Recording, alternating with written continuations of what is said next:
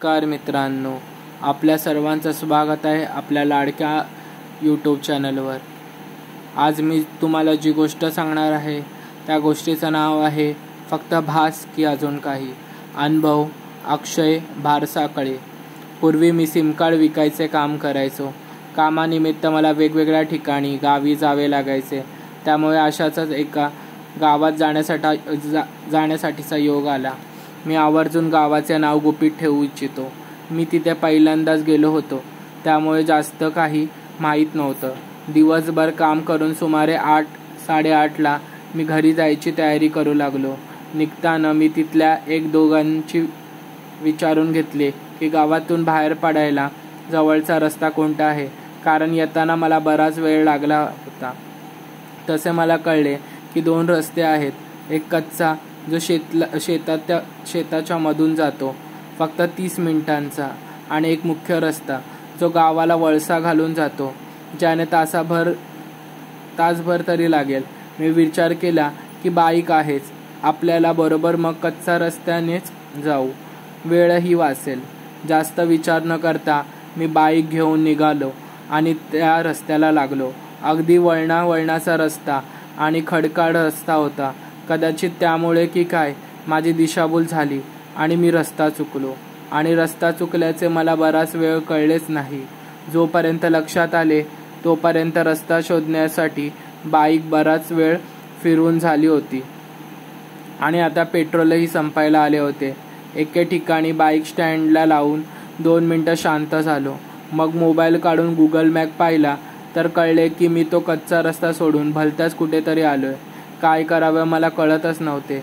मग मी मित्राला फोन केला। त्याला मी जसे त्या गावाचे नाव आणि कच्च्या रस्त्याबद्दल सांगितले, तो चिडूनच म्हणाला की तुला कोणी जायला सांगितलं तिथे? मला काही कळाले नाही। मी त्याला काही विचारणार तितक्यात माझा फोन कट झाला आणि नेटवर्कही गेले। आता मात्र मी जरा विचारात पडलो। आजूबाजूला हिरवगार शेत दिसत होते, पण एकही घर किंवा साधी झोपडीही दिसत नव्हती। काय करावं, कुठल्या दिशेने जावे काहीच कळत नव्हते। मनात विचार आला की ते रस्ता शोधत बसण्यापेक्षा आपल्या मार्गे गावी परत जाऊ आणि मग बघू काय ते। मी वेळ पाहिली तर 1 तास उलटून गेला होता। 9:30 वाजून गेले होते। मी बाईकवर बसलो आणि स्टार्टर मारणार तितक्यात एक बाईच्या रडण्याचा आवाज येऊ लागला। तो आवाज ऐकून भीतीने अंगावर शहारा आला, कारण इतक्या वेळ मी त्या परिसरात फिरत होतो, पण मला कोणीही व्यक्ती नजरेस पडली नव्हती। मग आता अचानक हा आवाज, तोही असा विचित्र रडण्याचा। मी त्या आवाजाचा कानोसा घेण्याचा प्रयत्न करू लागलो, पण तो आवाज नक्की कुठून येतोय तेच मला समजत नव्हते। जेव्हा लक्षात आले तेव्हा मात्र माझ्या पायाखालची जमीनच सरकली। हृदयाची धडधड प्रचंड वाढली, कारण तो आवाज मी ज्या झाडाजवळ उभा होतो त्या झाडावरून येत होता। आता मात्र वर पाहण्याची माझी हिंमत नव्हती। मी हळूच गाडीला स्टार्टर मारला आणि त्या भागातून बाहेर पडू लागलो। मी त्या झाडापासून दूर जात असलो तरीही तो रडण्याचा आवाज काही कमी होत नव्हता। पण जिथून आलो होतो तिथून पुन्हा त्याच गावात गेलो आणि त्या प्रवासात कधीतरी तो आवाज यायचे बंद झाले। गावातल्या एका माणसाला विनंती करून मी मित्राला फोन केला आणि मला घ्यायला बोलावले।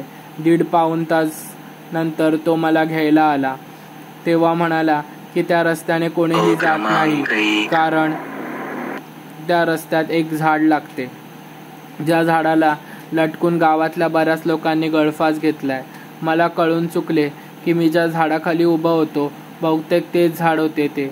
माझे नशीब चांगले होते, मला तिथून लवकर निघायची बुद्धी सुचली। धन्यवाद मित्रांनो। आपल्याला ही गोष्ट आवडली असेल तर नक्की लाईक, शेअर व सबस्क्राईब करा।